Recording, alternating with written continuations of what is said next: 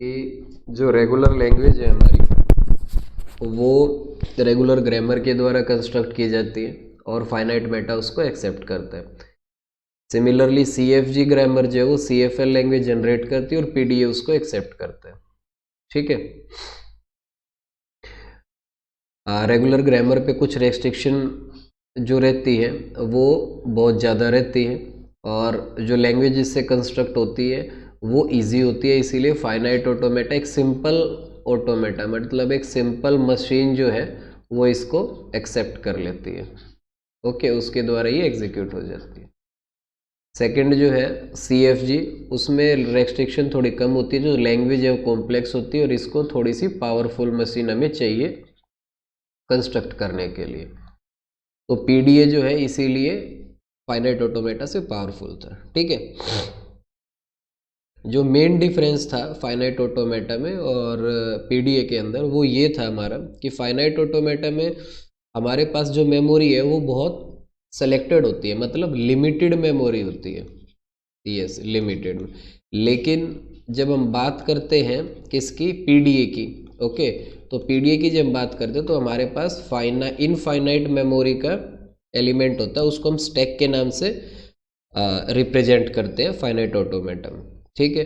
Stack के दो operation होते थे, एक पुश होता था, एक पॉप होता था।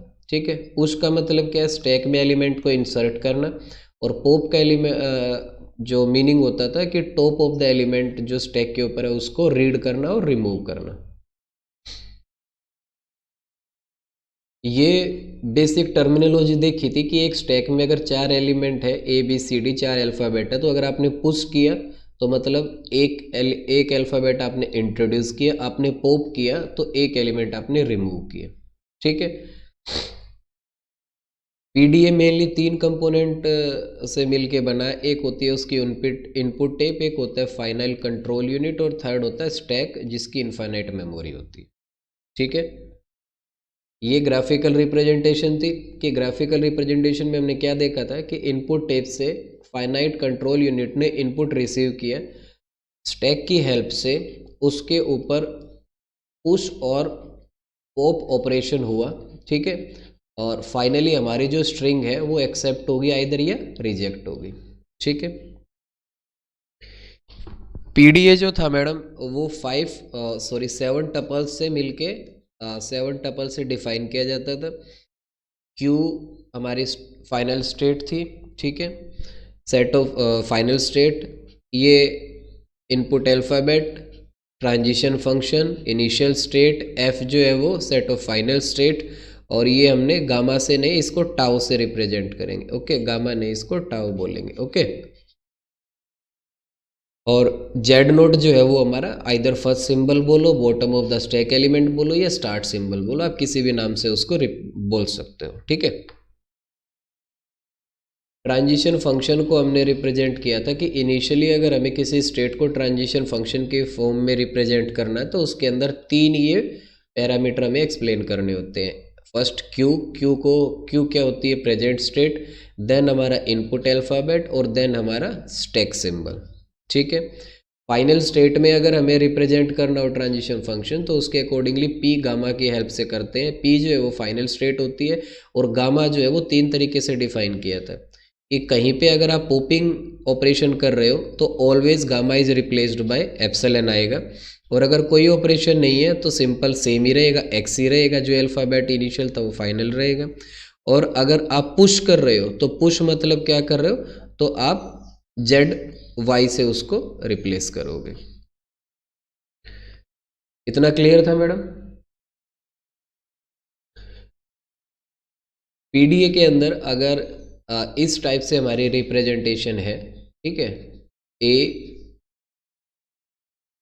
B and B to C, तो ये जो A था ये हमारा क्या था, इनपुट अल्फ़ाबेट या इनपुट सिंबल। B था हमारा जो वो top of the stack element था। ठीक है। और टॉप ऑफ स्टैक एलिमेंट, और C जो था वो हमारा जो है वो ऑलवेज जो एलिमेंट होगा वो ये पुश होगा स्टैक में। ठीक है।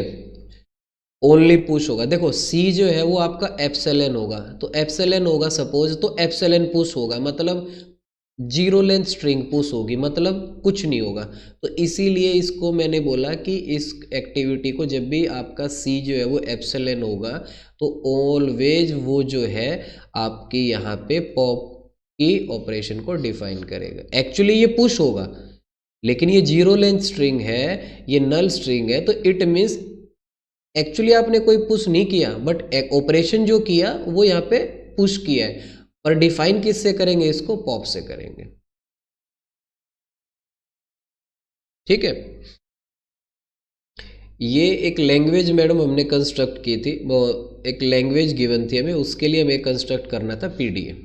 ठीक है, कि हमें एक पीडीए बनाना है जो कि इस लैंग्वेज को डिज़ाइन करे। ठीक है, तो इसमें क्या था madam, a raise to power n और b raise to power n था। ठीक है, और as such that n is greater than equal to 1। इसके अंदर जो टर्मिनोलॉजी या जो लॉजिक हमने यूज़ किया था मैडम, वो लॉजिक ये यूज़ किया था कि सबसे पहले तो आप a raise to power n को स्टैक के अंदर सेव करेंगे। ठीक है, और उसके बाद जैसे ही आप b को देखेंगे आप a को पॉप कर देंगे। ठीक है, उससे होगा क्या कि सपोज आपने n इज इक्वल टू यहाँ पे 5 था, तो आपने क्या किया, स्टैक के अंदर आपने स्टैक के अंदर 5a पुट कर लिए थे। ठीक है, 5a आपने सेव कर दिए थे, तो ये 5a आपके सेव हो गए। ठीक है, ओके। जैसे ही आपने अब क्या बी देखा, पहला बी देखा, तो आपको क्या करने हैं, हमारी लैंग्वेज क्या बोलती है, हमारी स्ट्रिंग क्या बोलती है कि 5 ही होनी चाहिए और 5 ही भी होनी चाहिए। वो हम वेरीफाई कैसे करेंगे, आपने 5 ए तो सेव कर लिए, अगर आप एक बी के अगेंस्ट में एक ए को रिमूव कर दोगे तो आप क्या बोल पाओगे कि एक बी आ गया। दूसरा बी रिमूव कर दोगे तो क्या, दूसरा बी आ गया। तीसरा बी अगर आप देखते हो तो मतलब आप क्या कहोगे, तीसरा आ गया। चौथा बी अगर आपका इनपुट है तो फिर ए करोगे रिमूव तो 4 ए बी आ गए।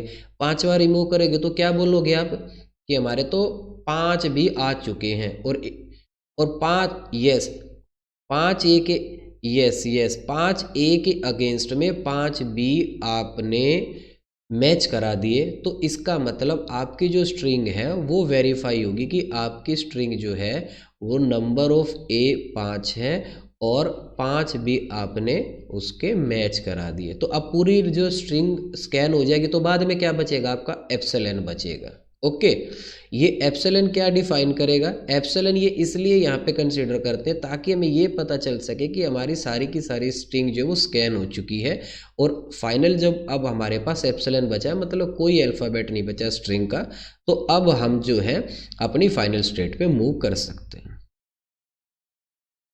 ठीक है, तो इसके करस्पॉन्ड हमने ये स्टेट डायग्राम बनाया था। ठीक है, इसको हम स्टेट डायग्राम बोलते हैं पीडीए का।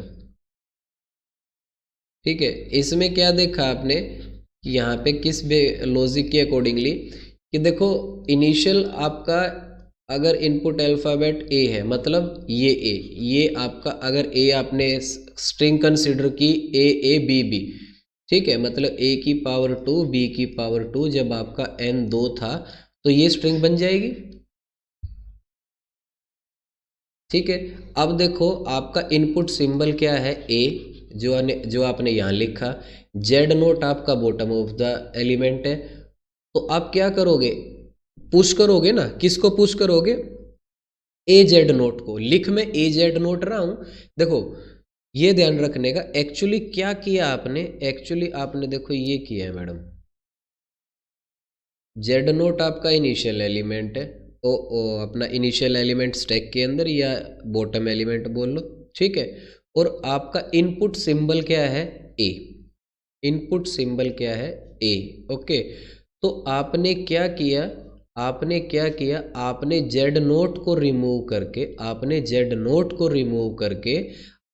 जेड नोट ए को इसमें पुश कर दिया है। तो जेड नोट रिमूव हो गया तो स्टैक खाली होगी, और अब आप क्या पुश कर रहे हो, आप कर रहे हो जेड नोट और ए। तो इसीलिए मैडम यहाँ पे ये चीज़ दिखाई देती है कि आपने जो पुश किया वो ए किया, बट एक्चुअली क्या किया है, एक्चुअली आपने पहले जेड नोट को निकाल लिया स्टैक से, अब स्टैक खाली हो चुकी है। अब आपने पहले जेड नोट पुश किया, फिर ए पुश किया, तो आपकी स्टैक में टॉप ऑफ द एलिमेंट ए दिखेगा और बॉटम ऑलवेज जेड नोट दिखेगा। ठीक है, अब देखो सिमिलरली एक ए आपने स्कैन कर लिया, अब नेक्स्ट इनपुट अल्फाबेट क्या है, ए ही है। तो देखो ये क्या किया आपने कि इनपुट अल्फाबेट आपका ए ही है, टॉप ऑफ द एलिमेंट क्या है, ए है ना, टॉप ऑफ द एलिमेंट आपका ए है। तो अब क्या किया, अब देखो इसके अकॉर्डिंगली आपने क्या किया, एक्चुअली आपने ए को रिमूव कर दिया, स्टैक से निकाल दिया। तो जब स्टैक से आपने ए निकाल दिया तो क्या बच गया अंदर, ओनली जेड नोट बच गया। अब आप इसको पुश क्या कर रहे हो, पुश क्या कर रहे हो, पुश आप कर रहे हो ए को। तो इसीलिए यहाँ पे ये ए के आ गया और दूसरा ए आ गया। इस मूव का मतलब ये है स्टैक के, अगर आप विजुलाइज कर पाओ तो। ठीक है, अब उसके बाद क्या किया, अब मैडम आपके दो ए थे, वो दोनों के दोनों ए जो है वो आपने स्कैन कर लिए। ओके, अब आपका इनपुट अल्फ़ाबेट बी है। मैडम इनपुट अल्फ़ाबेट बी है, टॉप ऑफ द एलिमेंट क्या है, ए।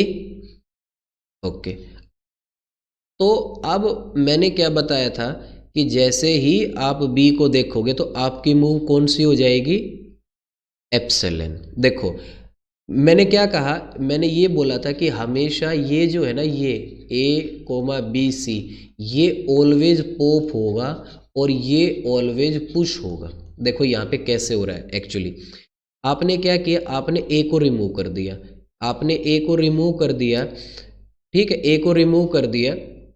ओके, ए को रिमूव कर दिया, इंसर्ट क्या किया है, एप्सिलॉन। तो ए को रिमूव कर दिया, इंट्रोड्यूस क्या किया, एप्सिलॉन। तो एप्सिलॉन इंटू ए इंटू जेड नोट, ये तो मैडम ए जेड नोट ही रहेगा ना।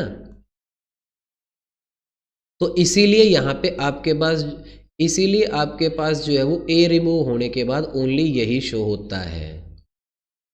ठीक है, अब एक जब बी आया तो आपने स्टेट चेंज कर ली, Q1 पे आ गए। ठीक है, अब आपने सेकंड बी पे पहुंचे, आप इस बी पे, इस बी के लिए आपने क्या किया, इस बी के लिए आपने ये सेल्फ लूप लगा दिया।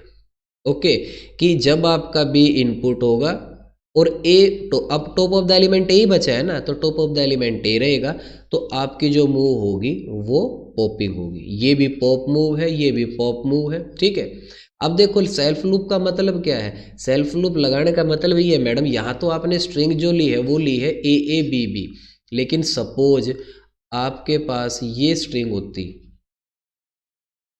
4A 4B वाली, तो मैडम ये जो एक ए से तो आप स्टेट चेंज कर ली, दूसरी पे आपने सेल्फ लूप लगा दी। अब ये जो बाकी के दो ए बच गए, ये भी तो एग्जीक्यूट होने चाहिए ना, तो इनको एग्जीक्यूशन के लिए आपने ये सेल्फ लूप लगाया है। क्योंकि स्ट्रिंग तो कितनी बड़ी हो सकती है, एन की वैल्यू तो 10 भी हो सकती है ना। ठीक है, तो अब समझ में आया ये जो सेल्फ लूप में बी कोमा ए एप्सिलॉन लिखा है, इसका मतलब क्या है। तो यहाँ पे ये सेल्फ लूप में कब तक रहेगा, ये जब तक रहेगा जब तक 20 सारे के सारे मैच नहीं हो जाते against the number of, against the number of, yes madam, against the number of a's. हाँ, कितने भी हो सकते हैं, वो डिपेंड करता है हमारी स्ट्रिंग कौन सी आपने कंसिडर की। ठीक है, अब जैसे सारे के सारे 20 स्कैन हो गए तो आपके पास नेक्स्ट जो अल्फ़ाबेट है वो क्या आ जाएगा, एप्सिलॉन। और जब आपने, आपका इनपुट अल्फ़ाबेट एप्सिलॉन है और जेड नोट आपका बॉटम ऑफ द एलिमेंट है, तो leave as Z naught as such, उसको ऐसे ही छोड़ दो, कोई दिक्कत नहीं, और आप फाइनल स्टेट पे पहुंच जाओ। कोई प्रॉब्लम है मैडम यहाँ पे? ठीक है, यहाँ पे फिर हमने ये ट्रांजिशन फंक्शन भी लिखे थे इस डायग्राम, स्टेट डायग्राम के अकॉर्डिंगली। इसमें कोई प्रॉब्लम हो? ओके। ठीक है, तो एक ये दो मूव, एक ये जो फाइनल स्टेट पे ना जाके एम्प्टी स्ट्रिंग का कंसेप्ट, एम्प्टी स्टैक का कंसेप्ट हमने कंसिडर किया था, वो क्लियर है कि जब ये क्या था मैडम, दो चीज है, एक तो ये कि आपका एप्सिलॉन इनपुट सिंबल है, Z note bottom of the stack है, एलिमेंट है, तो जेड नोट को ऐसा ही छोड़ दो। दूसरा क्या है, दूसरा है जब आपके पास एप्सिलॉन आपका इनपुट सिंबल है और जेड नोट आपका top bottom of the stack element है या top of the stack element है, तो जेड नोट को रिमूव कर दो, रिमूव कर दो। आपकी आपने क्या किया, आपने क्या किया, एम्प्टी स्ट्रिंग कंसीडर कर ली। आप इस तरीके से, मतलब आप फाइनल स्टेट की बजाय जाने की बजाय इसी स्टेट पे, इसी स्टेट को कंसीडर करके आपने यहाँ दिखा दिया कि आपकी जो स्टैक, आपका जो स्टैक है उसमें अब सिर्फ, उसमें आपने क्या किया, उसमें आपने जेड नोट को रिमूव कर दिया। इस मूव का मतलब क्या है, देखो अभी पीछे जस्ट आप देख के आए, इस मूव का मतलब क्या है मैडम, इस मूव का मतलब ये है, देखो बीच में जो सिंबल आता है ना वो ऑलवेज रिमूव होगा, तो मतलब आपने जेड नोट को रिमूव कर दिया स्टैक से और आप इंट्रोड्यूस क्या कर रहे हो, एप्सिलॉन, तो मतलब एप्सिलॉन इनटू एप्सिलॉन, वो तो बोले तो एप्सिलॉन, बोले तो नल स्ट्रिंग, बोले तो मतलब उसका आपकी स्टैक जो एम्प्टी होगी। तो हम जो फाइनल स्टेट है या हम जो एक्सेप्टेंस है,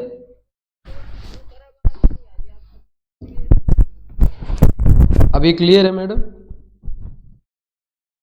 ओके, तो इसका मतलब क्या, आपने यहाँ पे क्या शो किया कि आपकी जो स्टैक है वो एम्प्टी हो चुकी है। तो जो पीडीए का एक्सेप्टेंस है वो दो तरीके से दिखाया जा सकता है, एक तो आइदर आपका फाइनल स्टेट जो है वो आप फाइनल स्टेट के थ्रू एक उसको एक्सेप्ट कराओ, या दूसरा एम्प्टी स्टैक के थ्रू एक्सेप्टेंस दिखाओ पीडीए का।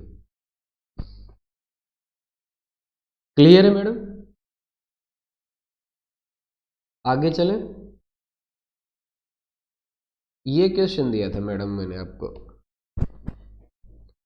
क्या कुछ सोच पाए मैडम इस क्वेश्चन के बारे में? नहीं सोचे?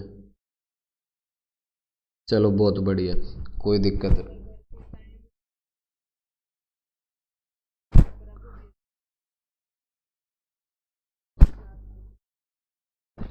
ओके ओके, ठीक है मैडम। चलो चलो, ये क्वेश्चन करने से पहले मैं एक चीज बताता हूँ आपको, limitations of finite automata. Limitations of finite automata मतलब फाइनाइट ऑटोमेटा की लिमिटेशंस क्या है। एक तो पहले लिमिटेशंस तो यही है कि उसकी लिमिटेड मेमोरी है मैडम, ठीक है। पीडीए की तरह उसके पास कोई स्टैक नाम की चीज नहीं है जहां पे वो इनपुट अल्फाबेट को सेव कर सके, सबसे पहली चीज तो, ठीक है। तो जहां पे आपकी स्ट्रिंग जो है, स्ट्रिंग कंपैरिजन आएगा, स्ट्रिंग के अंदर कंपैरिजन आएगा, वहां पे फाइनाइट ऑटोमेटा वर्क नहीं करेगा। इसका मतलब क्या है मैडम? इसका मतलब ये है कि देखो, रेगुलर लैंग्वेज आपकी दो तरीके की हो सकती है। एक तो क्या हो सकती है, फाइनाइट, और एक हमने देखी इनफाइनाइट। रेगुलर लैंग्वेज भी देखी है हम अपने क्वेश्चंस में, ठीक है। इनफाइनाइट लैंग्वेज का अगर आप बोल लो तो आप क्या एग्जांपल दोगे इनफाइनाइट का? इनफाइनाइट का ये दे दिया कि आपकी कोई लैंग्वेज जो है वो ए से स्टार्ट होती है, ठीक है, और such that n is greater than equal to 0। ये लैंग्वेज अगर आप लिखोगे तो क्या हो जाएगी, a की पावर 0 मतलब एप्सिलॉन, a की पावर 1 मतलब a की पावर 2 मतलब a की पावर 3 मतलब a, मतलब द स्ट्रिंग स्टार्टेड विद ए और नल सेट, ए और नल सेट दोनों से हो सकती है, ठीक है। ये एग्जाम्पल किसका है मैडम? ये example regular language infinite language का है, ठीक है। मतलब जहां पे आपके पास जो लैंग्वेज है इनफाइनाइट है, बट यहाँ पे एक चीज देखोगे, यहाँ पे मैडम आप कोई कंपैरिजन नहीं कर रहे हो, ए के बीच में बी, बी के बीच ऐसा ए का बी से सी से कोई कंपैरिजन कर रहे हो यहाँ पे ना, सिंपल है मैडम। आपके पास ए रेज टू पावर एन और एन की कंडीशन दे दी, n is greater than equal to 0। Okay, दूसरा क्या है, आपके पास फाइनाइट लैंग्वेज हो सकती है। फाइनाइट लैंग्वेज मतलब जैसे ए की आपकी लैंग्वेज, यस वही बिल्कुल बिल्कुल सही। जैसे फाइनाइट मतलब आपकी लैंग्वेज है ए रेज टू पावर एन और आपने एन डिफाइन कर दिया कि एन जो है वो ग्रेटर देन इक्वल टू 10 होगा, या एन जो है वो आपका 1000 होगा। ओके, तो ये जब जब आपने कोई कंडीशन लगा दी, कोई बाउंडेशन लगा दी इस पे, ओके, कोई बाउंडेशन लगा दी, तो उस केस में ये आपकी फाइनाइट हो जाएगी। ठीक है, तो रेगुलर लैंग्वेज ये दो होती हैं। ओके, अब देखो यहाँ पे कोई भी ना तो इसमें कंपैरिजन ना इसमें कंपैरिजन, लेकिन अगर मैं लैंग्वेज लिखता हूँ ये जो जस्ट आपने अभी एक एग्जांपल किया, A raise to power N और B raise to power N और such that N is greater than equal to 1। Okay, तो इसमें आप क्या देख रहे हो, इसमें आप कंपैरिजन देख रहे हो। कैसे कंपैरिजन देख रहे हो कि आपको सपोज आप n इज इक्वल टू 5 करते हो तो a की पावर 5 और b की पावर 5, मतलब a जो है वो आपको नंबर ऑफ 5b से वेरीफाई कराने पड़ेंगे। मतलब यहाँ पे कंपैरिजन आ गया। कैसे, 1 2 3 4 5 और 1 2 3 4 5, जैसे ही आपने ए स्कैन की और आपके पूरे स्कैन हो गए, मतलब ए आपने सेव किए स्टैक के अंदर, 5 ए स्टैक के अंदर आपने जब सेव किए, तो उसके बाद जैसे ही बी आया, मतलब जैसे ही बी आया तो आपको क्या करना पड़ेगा, पहले तो ये सेविंग के लिए आपके पास मेमोरी होनी चाहिए जो कि फाइनाइट ऑटोमेटा के पास नहीं है। ओके, दूसरा जब आपने सेव कर लिया स्टैक के अंदर और पहला बी आया तो आपने क्या किया, एक ए को रिमूव कर दिया, मतलब आपने एक ए को एक बी से मैच करा दिया, कंपेयर करा दिया कि भाई मेरे पास यहाँ ए था यहाँ बी है, कंपेयर हो गया। ठीक है, तो यहाँ इस लैंग्वेज में क्या हो रही है, कंपैरिजन हो रही है। ओके, ठीक है, कोई प्रॉब्लम? ओके, चलो तो अब ये क्वेश्चन करते हैं। क्वेश्चन क्या था आपका, A raise to power N, B raise to power N, C raise to power M. ठीक है, लैंग्वेज क्या दिया है आपके पास, ए raise to power N, B raise to power N, C raise to power N such that N is greater than equal to 1। इसके लिए PD आपको बनाना है मैडम। तो अब कुछ थोड़ा बहुत सोच पा रहे हो मैडम, जो भी आपके दिमाग में आ रहा है, जो भी।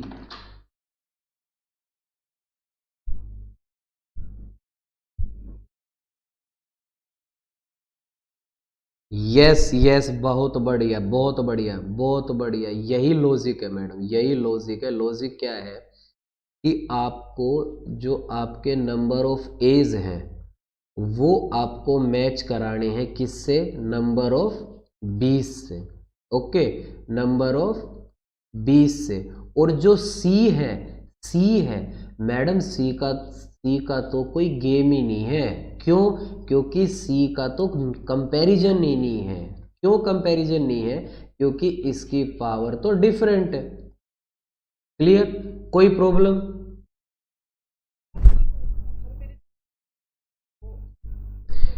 मैडम ये मैडम ये हाँ मैडम देखो, क्वेश्चन फ्रेम किया है कि जब आपके पास ए बी की स्ट्रिंग हो, जब आपके पास इनपुट अल्फाबेट ए बी हो, तो आपने क्या क्वेश्चन फ्रेम किया, A raise to power N, B raise to power N, P D A का N is greater than equal to 1। लेकिन मैडम जब आपके पास 3 इनपुट अल्फाबेट हो तो भी तो क्वेश्चन फ्रेम होगा ना मैडम। तो उस केस में आप क्या करोगे, तो मैडम क्वेश्चन तो कुछ भी फ्रेम हो सकता है ना। जो हमारे साइंटिस्ट बैठे हैं वो तो इनपुट अल्फ़ाबेट जहाँ पे आपको 3 चाहिए और लैंग्वेज 3 इनपुट अल्फ़ाबेट से डिफाइन हो, तो वो उसके बारे में पूछ रहे हैं अब आपसे। अब ये 4 के भी पूछेंगे, ये 4 पे भी आएंगे, आप समझ रहे हो ना। तो हमें हमारा लॉजिक क्लियर होना चाहिए कि हम करेंगे कैसे क्वेश्चन सॉल्व। ठीक है। तो अभी मान लो आप जो है Q1 स्टेट पे हो, सॉरी चलो Q नोट पे, इनिशियल स्टेट आपकी Q नोट है, ओके। और आपका मैं इसकी बात करता हूँ। चलो आप बताओ कोई किस उसकी बात करो, कौन सी स्ट्रिंग लोगे? n इजिकल टू 2 ले, n इजिकल टू 2 ले, और m इजिकल टू भी 2 ले लेते हैं, कोई दिक्कत नहीं, ओके। तो क्या लेंगे? a की पावर 2, b की पावर 2 और c की पावर 2। स्ट्रिंग क्या बन गया आपके पास? a b b c c, यही बनी है और तो कुछ नहीं बनी। क्लियर है? क्लियर है इतना? ओके। अब मान लो मैडम आप इनिशियल स्टेट Q नोट पे हो, आपने इनिशियल सिंबल देखा, इनपुट सिंबल देखा A, और आपके पास जो स्टैक में एलिमेंट है, बॉटम ऑफ द एलिमेंट, वो क्या है मैडम? Z note. क्लियर? आपने इनपुट अल्फाबेट आपका A है, bottom of the stack element Z note है, तो क्या करोगे मैडम? आप A को पुश करोगे या पॉप करोगे? पुश करेंगे, इंट्रोड्यूस करेंगे, ओके। आपने ए को इंट्रोड्यूस किया, ओके, ठीक है, हो गया। इस फिर आपने दूसरा ए देखा, इसके अगेंस्ट में आप क्या मूव लिखोगे कि मेरा जो इनपुट अल्फाबेट है वो तो ए है, और टॉप ऑफ द एलिमेंट अब मेरे पास ए है, तो मैं क्या करूंगा? मैं ए को फिर पुश करूंगा, ओके। तो ए आपने फिर पुश कर दिया, लेकिन जैसे ही आपने बी देखा, जैसे ही आपका बी फर्स्ट इनपुट अल्फाबेट आया, आपने ए को पॉप कर दिया। बहुत बढ़िया, ए को पॉप कर दिया। बी आपका इनपुट अल्फाबेट, ए जो है वो top of the stack element है, और आपने क्या कर दिया? पॉप कर दिया, और आप पहुंच गए दूसरी स्टेट पे, Q1 पे। और मैडम ये पॉपिंग कब तक रहेगी? ये पॉपिंग जब तक रहेगी जब तक आपके पास बी है, जब तक आप, यस नंबर, जब तक आपके पास बी इनपुट में आते रहेंगे, उसके अगेंस्ट में आप ए को रिमूव करते रहेंगे। जैसे यहाँ पे आपके पास दो बी है, एक बी तो आपने इस मूव के अकॉर्डिंगली रिमूव कर दिया, ओके। और सेकंड जो है Q1 पे जो सेल्फ लूप लगाया, इसके अगेंस्ट में आपने इसका पॉप कर दिया, ओके। सो फाइनली आपने दोनों बी जो है, दोनों बी के अगेंस्ट में ए की पॉपिंग कर दी। तो मतलब एक्चुअली किया क्या आपने दो ए के अगेंस्ट में दो बी को वेरीफाई करा दिया, ठीक है। और आप यहां पहुंच गए। अब नेक्स्ट सिंबल क्या है मैडम? सी। जैसे ही आपने नेक्स्ट सिंबल आपका इनपुट सिंबल देखा सी, ओके, और आपका top of the stack element अब क्या बचा मैडम? दोनों ए चले गए, तो क्या बचा? Only Z note. Bottom of the element क्या बचा मैडम? Z नोट बचा ना, ठीक है। तो आपने क्या किया? कुछ नहीं किया, आपने Z नोट को ऐसा छोड़ दिया। हम कुछ नहीं करेंगे, सी के लिए तो हमें कुछ करना ही नहीं है। चाहे देखो, अगर एक सी के लिए आपने ये मूव लिख दी, और सपोज आपके पास यहाँ तो दो सी हैं, लेकिन सी तो कितनी, स्ट्रिंग तो कितनी भी बड़ी हो सकती है ना, तो आपने फिर ये ही मूव को सेल्फ में लूप में लगा दिया Q2 पे। तो मतलब ये सी भी स्कैन हो गया इस मूव के अकॉर्डिंगली, और फिर आप पहुंच गए किस पे? एप्सिलॉन पे। एप्सिलॉन इट मीन्स आपकी सारी की सारी स्ट्रिंग जो है वो स्कैन हो चुकी है, ओके। और मैं जो है अब क्या कंसीडर कर रहा हूं कि मेरी जो स्टैक है, आपने Z नोट को रिमूव कर दिया ना, ये क्या करे? आप Z नोट को रिमूव कर रहे हो और Z नोट को इंट्रोड्यूस कर रहे हो, तो इट मीन्स आपकी जो स्ट्रिंग, आपकी जो स्टैक है वो एम्प्टी हो चुकी है, और यही Q2 आपका फाइनल स्टेट हो जाएगा। Yes madam. कोई प्रॉब्लम हो तो बताओ मैडम। कंफर्म? ओके, चलो एक बात बताओ, जैसे अभी ये सपोज आपके पास, चलो n is equal to 1 consider करते हैं, क्या आया? A B C, okay. ये स्ट्रिंग आ गई जो हमारी लैंग्वेज के अकॉर्डिंगली वैलिड स्ट्रिंग। हाँ एम भी 1 कर दिया मैडम।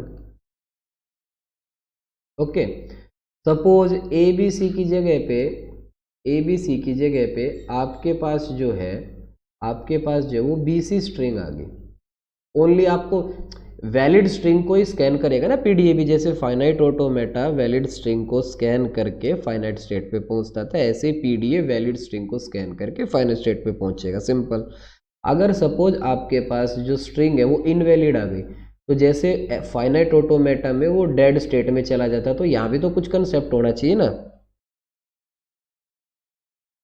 तो वो क्या है, सपोज आपके पास बी और सी जो है, बी सी ही एक स्ट्रिंग दे दी और बोले कि इसको ये confirm it whether it is a valid string और इनवैलिड स्ट्रिंग।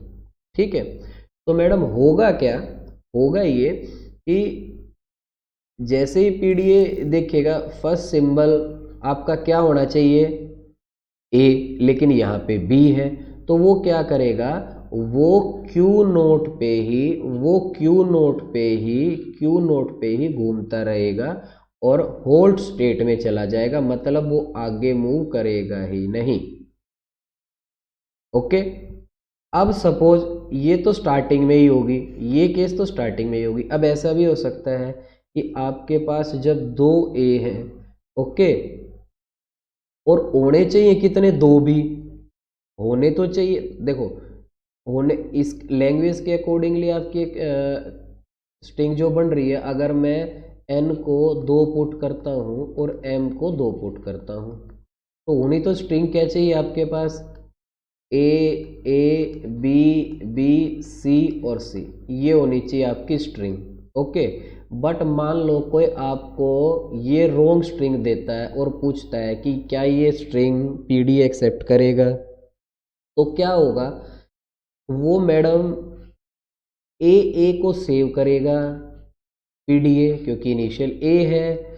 ओके, दोनों ए को सेव कर लेगा, जैसे बी पे पहुंचेगा एक ए को रिमूव कर देगा पॉपिंग से, लेकिन फिर वो जैसे ही देखेगा कि यार अगला तो सी है और आपका टॉप ऑफ द एलिमेंट ए है, तो इट मीन्स वो क्या करेगा, वो फिर से होल्ड स्टेट में चला जाएगा, होल्ड स्टेट में चला जाएगा। लेकिन होल्ड स्टेट, अब यहाँ पे क्यू नॉट होल्ड स्टेट थी, यहाँ पे कौन सी होगी, Q1 होगी, क्योंकि अब वो यहाँ पे आ चुका है।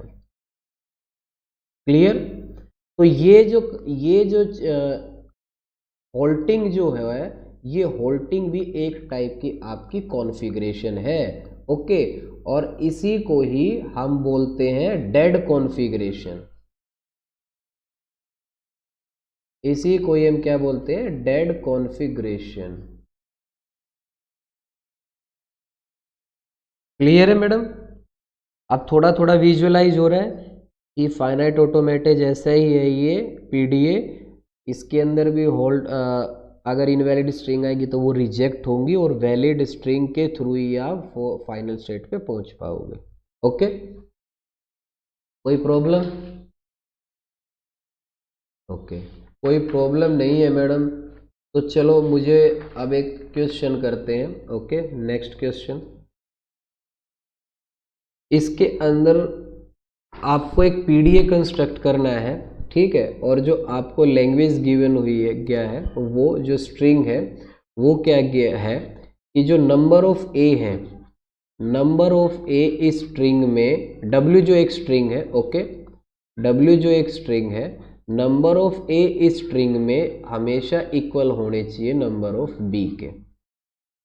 मेरा पहला क्वेश्चन तो ये है मैडम, जो क्वेश्चन आपने किया है a raise to power N और b raise to power N such that N is greater than equal to 1, क्या ये दोनों क्वेश्चन सेम है, और अगर सेम है तो कैसे है, और अगर डिफरेंट है तो कैसे है, अगर आप थोड़ा बहुत सोच के बता पाओ तो। 1 मिनट का टाइम है, मैं जब तक पानी पी लेता हूँ, आप जरा सोचो। ओके, सोचिए।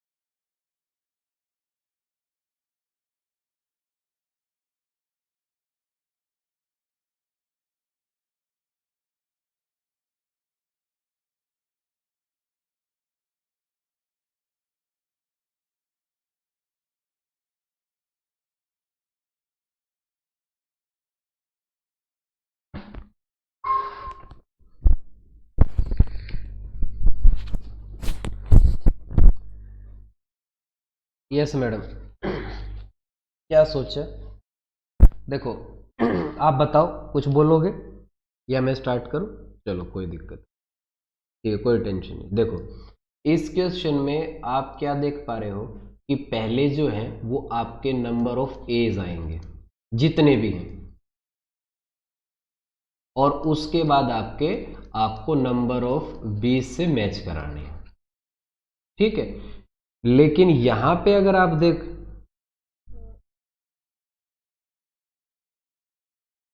यहां देखो मेन जो डिफरेंस है ना इस क्वेश्चन में, नंबर ऑफ एज तो इसके अंदर भी उतने ही रहेंगे और इतने नंबर ऑफ बीस इसके अंदर भी उतने रहेंगे, ओके। लेकिन यहाँ पे जो पैटर्न है वो क्या डिफाइन है कि पहले आपके पास नंबर ऑफ एज आएंगे, उनको आप मैच कराओगे नंबर ऑफ बीस से, ठीक है। लेकिन यहां पे ऐसा नहीं है, नंबर ऑफ एज जो है वो आप सपोज ये है ए बी, एक ए एक बी,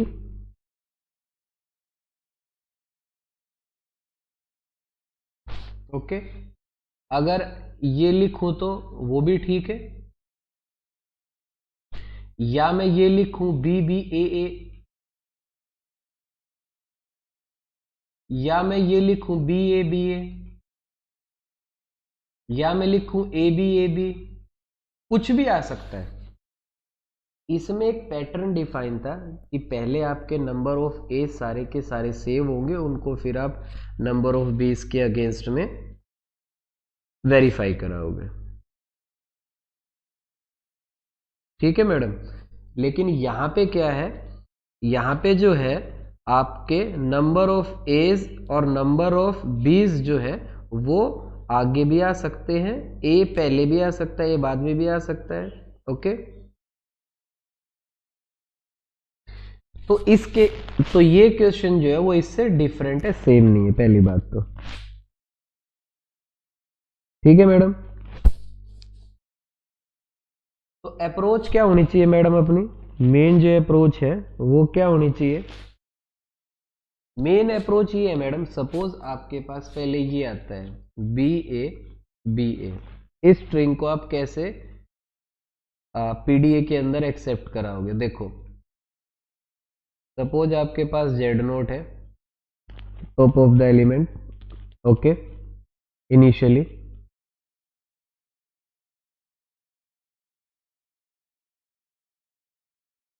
ये देखो इनिशियल सिंबल क्या है बी, तो बी क्या किया आपने, पुश किया, बी क्या किया, उसके बाद ए क्या होना चाहिए, बी, बी पुश किया, तो ए के अगेंस्ट में आपने क्या किया, इसको पॉप कर दिया, ओके।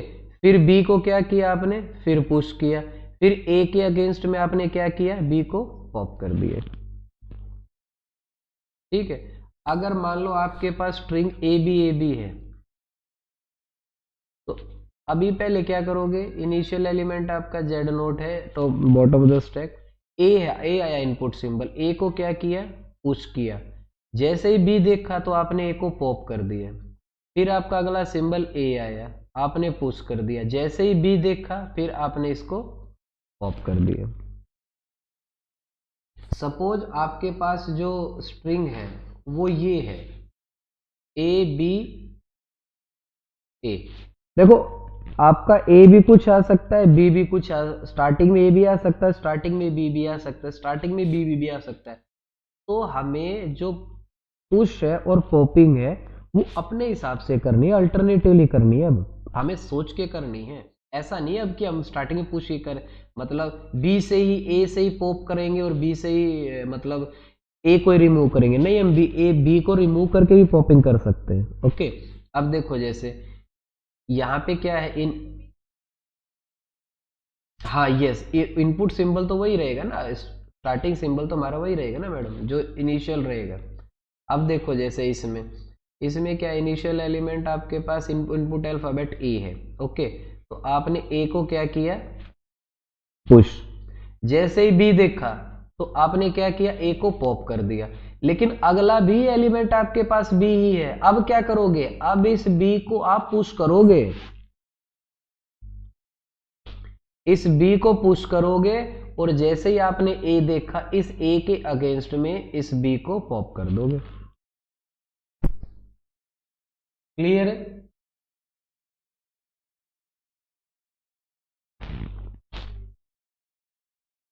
देखो मैडम, इनिशियली क्या है आपके पास, इनिशियली आपके पास बॉटम ऑफ द स्टैक क्या है, जेड नोट। ठीक है, आपने इनपुट सिंबल आपके पास ए है, आपने क्या किया, पुश किया। जैसे ही बी आपका अगला इनपुट सिंबल आया, तो आपने इस ए को पॉप कर दिया। ओके, लेकिन अगला सिंबल बी है। अब इस बी को क्या करोगे, अब इस बी को आप पॉप करोगे, मतलब इंसर्ट करोगे, और नेक्स्ट ए को जब आप देखोगे, उसके अगेंस्ट में इसको पॉप करोगे।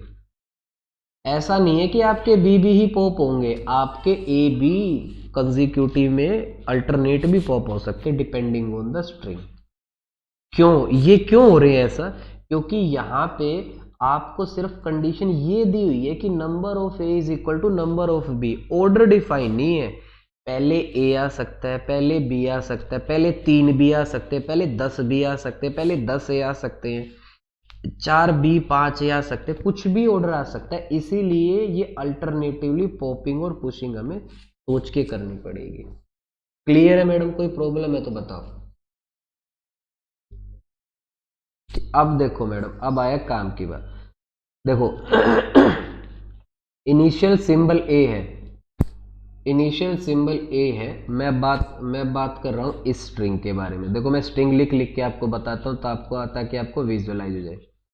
अगर आपका इनिशियल सिंबल ए है और bottom of the stack element Z note है, तो आप ए जेड नोट को क्या करोगे, पुश करोगे। कोई प्रॉब्लम हो तो बताओ इस मूव में।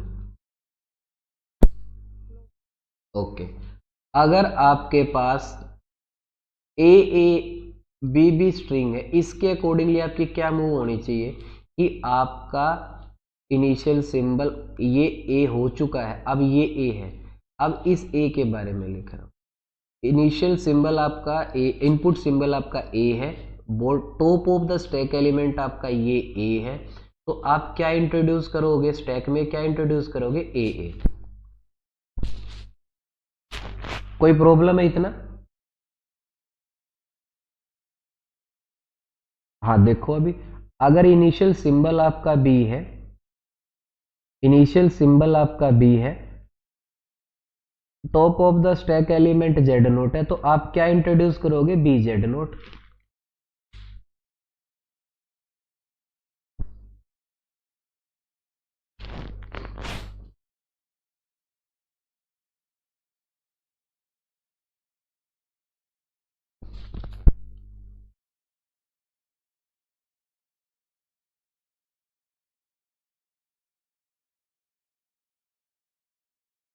ये बी ए की मूव देखी कैसे लिखी हमने।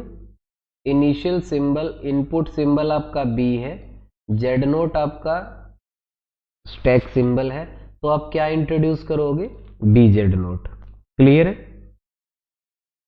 कोई प्रॉब्लम? अब मैं अगर आपके पास ये स्ट्रिंग है बी बी ए, ठीक है, तो इस केस में बी बी ए, सॉरी,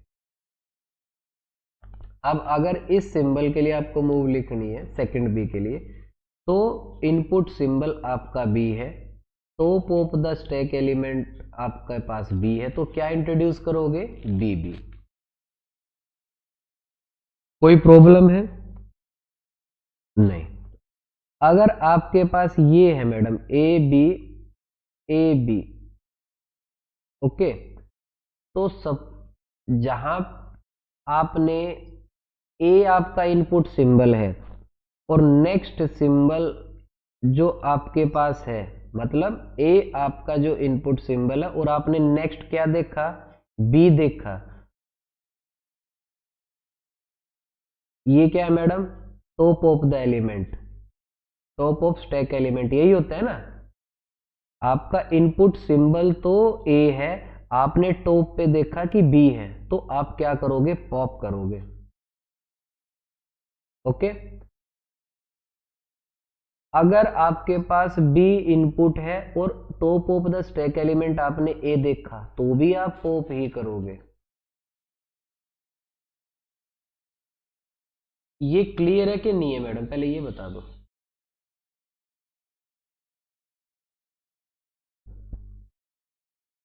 अब इसको मैं स्टेट पे लिख रहा हूं मैडम, देखो कुछ नहीं कर रहा मैं, जस्ट स्टेट पे रिप्रेजेंट कर रहा हूं, ठीक है। कैसे, अगर आपका इनपुट सिंबल ए है और स्टैक एलिमेंट जेड नोट है, तो आप ए जेड नोट को इंट्रोड्यूस करोगे, पुश करोगे। अगर आपका ए इनपुट है, A top of the stack element, आप ए को इंट्रोड्यूस करोगे। अगर आपका बी इनपुट है और बी आपके पास top of the stack element है, तो आप बी को इंट्रोड्यूस करोगे। अगर आपके पास बी इनपुट है और जेड नोट स्टैक एलिमेंट है, तो आप बी जेड को इंट्रोड्यूस करोगे। ओके, इतना क्लियर है,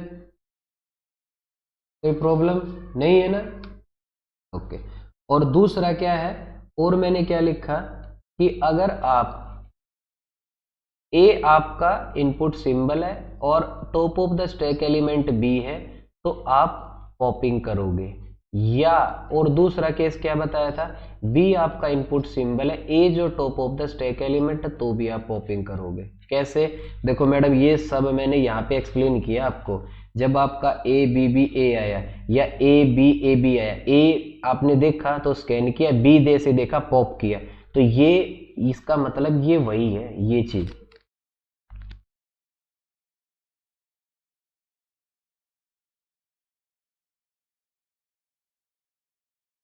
तो मैडम यहाँ पे आप देखोगे आपके सारे के सारे ए जो है ना, all as and bees are over, यहाँ पे खत्म हो चुके हैं। ठीक है, तो अब आपके पास बचा क्या, आपके पास बचा एप्सिलॉन और क्या बचा, जेड नोट। और आपने जेड नोट को ऐसे ही छोड़ दिया और आप पहुंच गए फाइनल स्टेट पे अपने।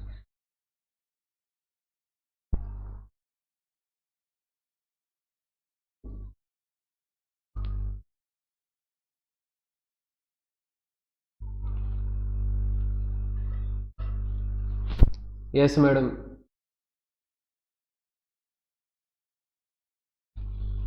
कुछ समझ में आया।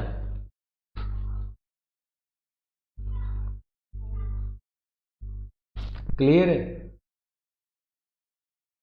ओके, तो और क्वेश्चन आप ट्राई करोगे या मैं try करवाऊं।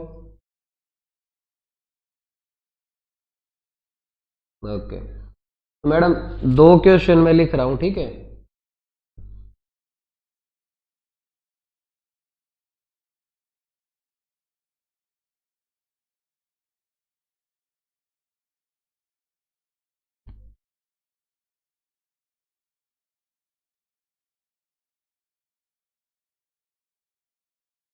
a raised to power n, b raised to power n, c raised to power n such that n is great n and m is greater than equal to 1।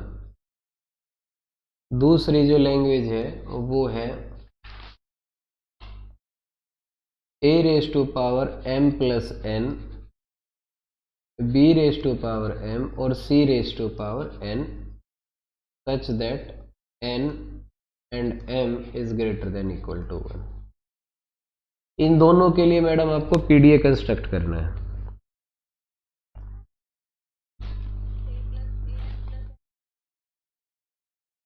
देखो यहाँ पहली language के अंदर क्या है, आपको ए और सी में कंपैरिजन करना है। बी जहां पे आए, जैसे आपने पीछे करा, छोड़ दो, सिर्फ मूव लिखो और अगली स्टेट पे पहुंच जाओ। क्लियर,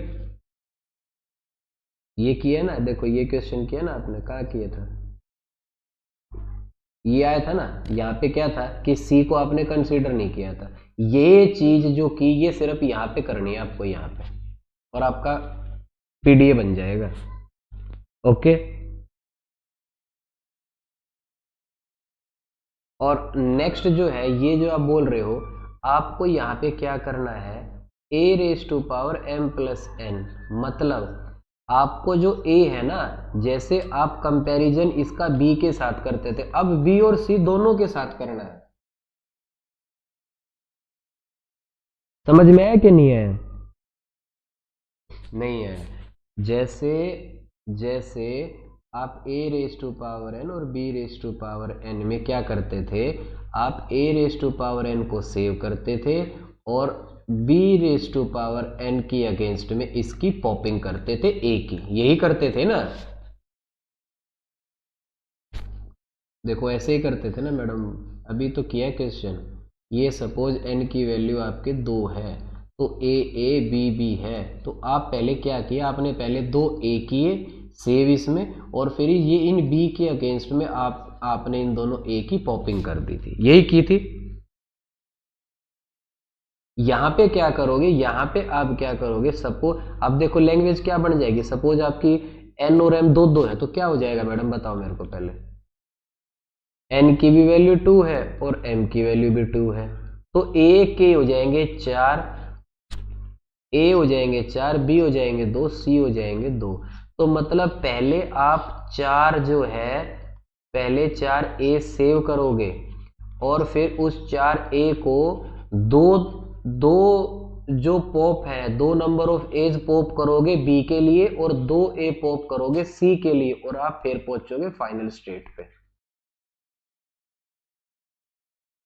समझ में आया कुछ हल्का सा?